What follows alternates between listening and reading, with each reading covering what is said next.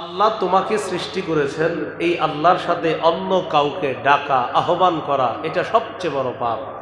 এটা শিরিক, এটা সবচেয়ে বড় পাপ। এটা কি? শিরিক। এই হলো আপনার শিরিক। শিরিকের সবচেয়ে ভয়াবহতা একটা দিক হলো এই, যারা শিরিক করে আর এই আকীদা নিয়ে মারা যাবে তাদের জন্য জান্নাত হারাম। সূরা মাইদাহ আল্লাহ তাআলা বলেন, ইন্নাহু মান ইউশরিক বিল্লাহ ফাকাদ হাররামাল্লাহু আলাইহিল জান্নাহ ওয়া মাওয়াহুন নার। যে ব্যক্তি আল্লাহর সাথে শিরিক করে তার জন্য আল্লাহ তাআলা জান্নাত হারাম করে দেন, তার ঠিকানা হলো জাহান্নাম। বলি নাউযুবিল্লাহ। শিরিক যারা করে তারা নবীর সুপারিশ পাবে না। তিরমিজির বর্ণনা, এক ফেরেশতা নবীজির কাছে আসছে। قال رسول الله صلى الله عليه وسلم আতানি আতিম মির রব্বি। নবীজি বলেন, আমার কাছে আল্লাহর পক্ষ থেকে একজন ফেরেশতা আসছে। আসার পর ফাখায়্যারানি বাইনা আন ইউদখিলা নিসফা উম্মতি আল জান্নাহ ওয়া বাইনা আশ-শাফাআ। একজন ফেরেশতা আমার কাছে আসলেন, আসার পর আমাকে দুটি বিষয়ের যে কোনো একটি গ্রহণ করার ইচ্ছাধিকার দিলেন, স্বাধীনতা দিলেন। বিষয় কয়টি? কিন্তু নবী গ্রহণ করতে পারবেন কয়টি? এক নাম্বার, বাইনা আন ইউদখিলা নিসফা উম্মতি আল জান্নাহ, আমি চাইলে আমার অর্ধেক উম্মত জান্নাতে নিতে পারবো, এই ব্যাপারটা আল্লাহ আমাকে ইচ্ছাধিকার দিয়েছেন। ওয়া বাইনা আশ-শাফাআ, অথবা চাইলে আমি সুপারিশ করতে পারবো। হয়তো অর্ধেক উম্মত জান্নাতে নিতে পারবো, অথবা আমি সুপারিশ করতে পারবো। দুটোটা পারবো না, যে অর্ধেক জান্নাতে নিব আবার সুপারিশ করবো, এটা হবে না। হাবিব, দুইটার যে কোনো একটা আপনি গ্রহণ করেন, কোনটা নেবেন? فقال رسول الله صلى الله عليه وسلم اخترت الشفاعة।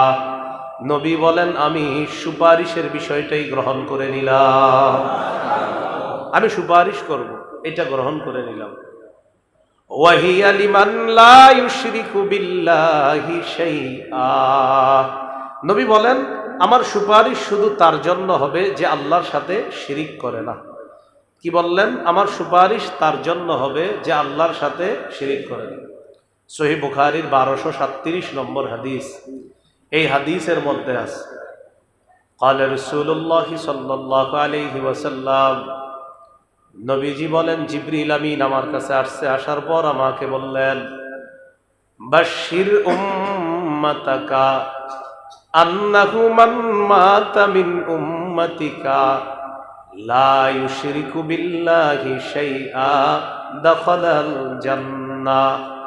নবী, আপনি আপনার উম্মতকে সুসংবাদ দেন, আপনার কোনো উম্মত যদি শিরিক করা ছাড়া মারা যায়, তাকে সুসংবাদ দেন, সে জান্নাতে প্রবেশ করবে।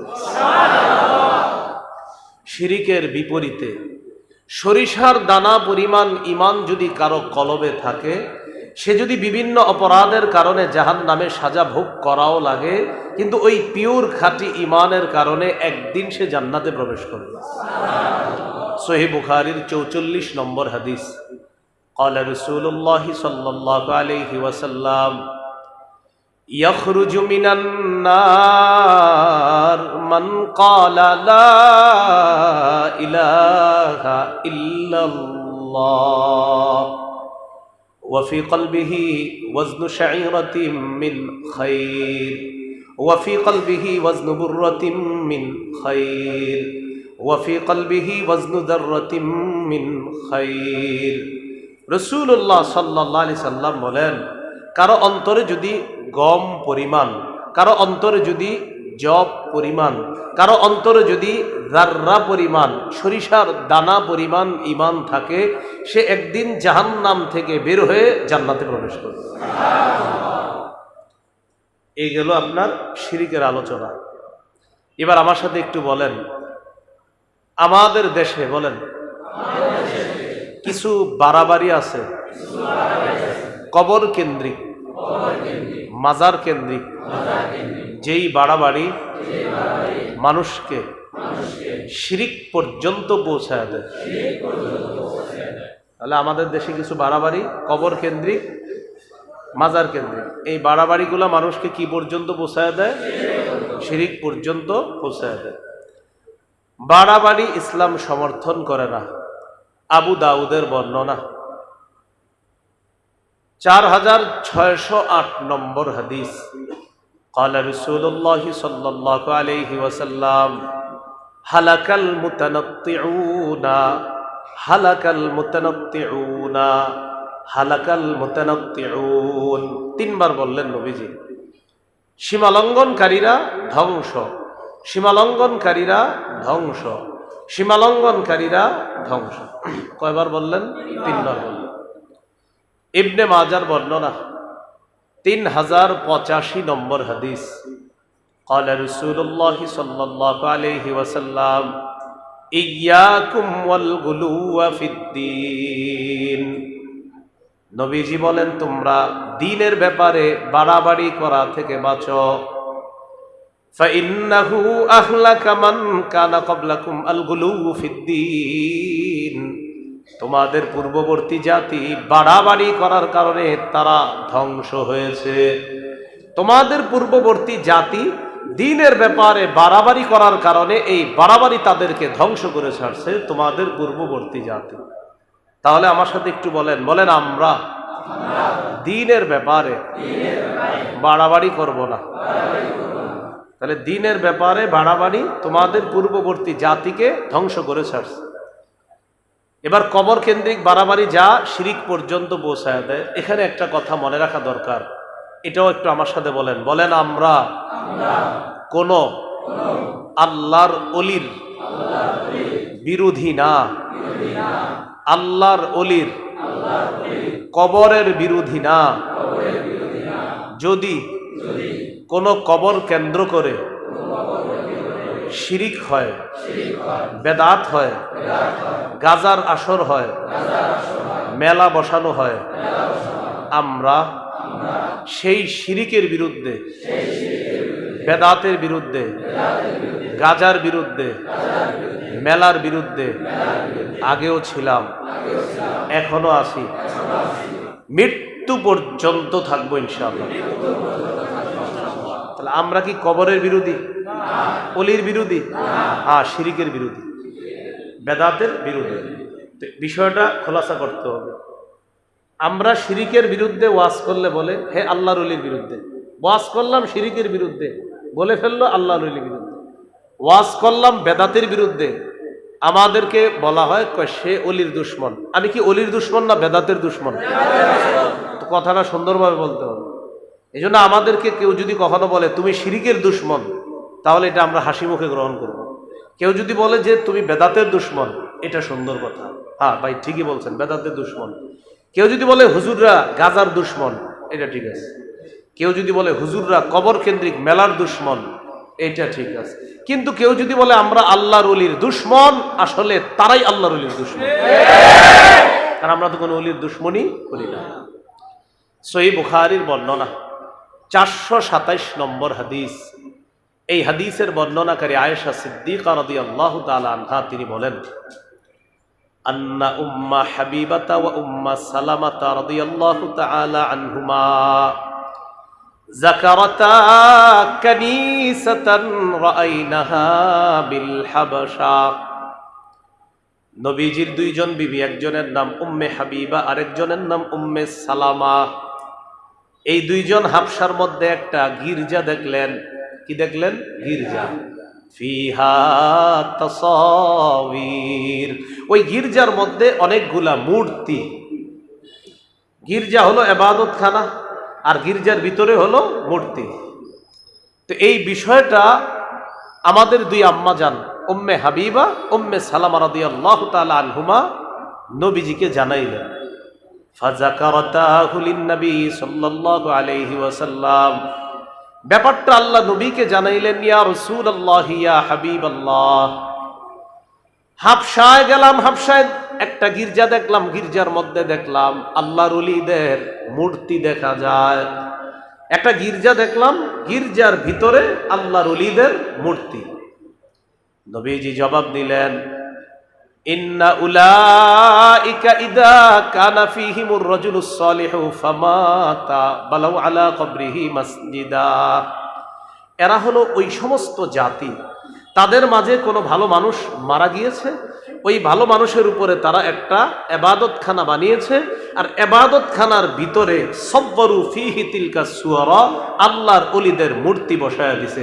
তাহলে নিচে হলো আল্লাহর ওলির কবর, উপরে হলো ইবাদতখানা, ওই ইবাদতখানার ভিতরে আবার আল্লাহর ওলির মূর্তি। এতটুকু বুঝে আসছেনি সবার? নিচে কি আল্লাহর ওলির কবর, আল্লাহর ওলির কবরের উপরে ইবাদতখানা, ইবাদতখানার ভিতরে মূর্তি কার? আল্লাহর ওলির। فقال رسول الله صلى الله عليه وسلم أولئك شرار الخلق عند الله يوم القيامة।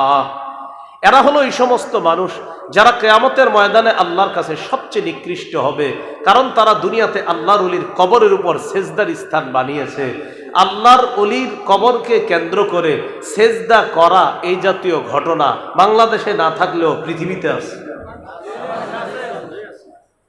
তাহলে আল্লাহর ওলির কবর ভালো, কিন্তু এটাকে কেন্দ্র করে কি করা যাবে না? সেজদা করা যাবে না। এরা হবে নিকৃষ্ট জাতি। মুসনাদে আহমদের বর্ণনা, আব্দুল্লাহ ইবনে মাসউদ রাদিয়াল্লাহু তাআলা আনহুর বর্ণনা, তিনি বলেন, সামিআতুন নাবিয়্য সাল্লাল্লাহু আলাইহি ওয়াসাল্লাম ইয়াকুল, নবীজিকে আমি বলতে শুনলাম, ইন্না মিন শিরারিন নাস মান তুদরিকুহুমুস সাআতু ওয়া হুম আহইয়া। নবীজি বলেন, পৃথিবীর মধ্যে দুই শ্রেণীর মানুষ সবচেয়ে নিকৃষ্ট। বলেন, কয় শ্রেণী? দুই শ্রেণীর মানুষ পৃথিবীর সবচেয়ে নিকৃষ্ট মানুষ কয় শ্রেণী? এক নম্বর, মান তুদরিকুহুমুস সাআতু ওয়া হুম আহইয়া। এক নাম্বার, যাদের উপর কিয়ামত আসবে, তারা জীবিত থাকা অবস্থায় যাদের উপর কিয়ামত আসবে। একদল মানুষ জীবিত আছে আর তাদের উপর কিয়ামত আসবে, কারণ তাদের মাঝে একজন আল্লাহওয়ালা বলনেওয়ালা থাকবে না, আল্লাহ বলনেওয়ালা একজনও থাকবে না। এই মানুষগুলো হবে পৃথিবীর সবচেয়ে নিকৃষ্ট। তাহলে এক নাম্বার, যারা জীবিত থাকতে কিয়ামতটা আসবে, এরা হবে পৃথিবীর সবচেয়ে নিকৃষ্ট। দুই নাম্বার, ওয়াল্লাযীনা ইয়াত্তাখিযুনাল কুবুরা মাসাজিদা। যারা কবরকে সেজদার স্থান বানায়, যারা কবরকে সেজদার স্থান বানায়, তারা হবে পৃথিবীর সবচেয়ে নিকৃষ্ট। বলেন তো, পৃথিবীর সবচেয়ে নিকৃষ্ট কয় শ্রেণী? এক নম্বর, যারা জীবিত থাকতে তাদের উপর কিয়ামত আসবে। দুই নম্বর, যারা কবরকে সেজদার স্থান বানায়। আল্লাহ আমাদেরকে এই গর্হিত শিরিক থেকে হেফাজত করেন। এবার একটি হাদিস শোনায় আপনাদেরকে। রাসূল সাল্লাল্লাহু আলাইহি সাল্লাম ইন্তেকালের 5 দিন আগের হাদিস। কয়দিন আগে? হাদিসের গুরুত্ব কম না অনেক বেশি? সহিহ মুসলিমের বর্ণনা, 1175 নম্বর হাদিস। এটা হলো আপনাদের মোবাইলের হাদিসের সিরিয়াল অনুযায়ী, আর মাদ্রাসার পাঠ্যপুস্তক অনুসারে 532 নম্বর হাদিস। মোট হাদিস সংখ্যা হবে 3033টা, আর আপনাদের পকেটের উস্তাদ অনুযায়ী হাদিস সংখ্যা হবে 7453টা। এই হাদিসের মধ্যে আছে জুনদুব রাদিয়াল্লাহু তাআলা আনহুর বর্ণনা। তিনি বলেন, সামিআতু রাসূলুল্লাহি সাল্লাল্লাহু আলাইহি ওয়াসাল্লাম ইয়াকুল ক্বাবলা আন ইয়ামুতা বিখামসিন। আমি আল্লাহর নবীকে ইন্তেকালের 5 দিন আগে বলতে শুনেছি। নবীজি বলেন, ইন্নী আবরাউ ইলাল্লাহ আন ইয়াকুনা লি মিনকুম খলিল। নবী বলেন, তোমাদের মধ্যে আমার কোন খলিল গ্রহণ করা থেকে আমি আল্লাহর কাছে মুক্ত। তোমাদের মধ্যে আমার কোনো খলিল নাই, অন্তরঙ্গ বন্ধু নাই। তোমাদের মধ্য থেকে কাউকে খলিল গ্রহণ করা থেকে আমি আল্লাহর কাছে মুক্ত। তোমাদের মধ্যে আমার কোনো খলিল নাই, অন্তরঙ্গ বন্ধু নাই। কেন নাই? فإن الله تعالى قد اتخذني خليلا كما اتخذ إبراهيم خليلا। কেননা আল্লাহ তাআলা ইব্রাহিম নবীকে যেমনি ভাবে খলিল তথা অন্তরঙ্গ বন্ধু হিসাবে গ্রহণ করেছেন, ইব্রাহিম নবীর মতো আল্লাহ আমাকেও তার খলিল হিসাবে গ্রহণ করছেন। তাহলে খলিল কয় নবী হলো? আরে বলেন কয় নবী? একজন ইব্রাহিম খলিলুল্লাহ, আর নবী ইন্তেকালের আগে 5 দিন আগে জানাইলেন তিনিও খলিলুল্লাহ। তো আমাদের নবী মুহাম্মদুর রাসূলুল্লাহ, হাবিবুল্লাহ, খলিলুল্লাহ, রাসূলুল্লাহ, সুবহানাল্লাহ সাল্লাল্লাহু আলাইহি ওয়াসাল্লাম। এবার নবীজি কি বলেন?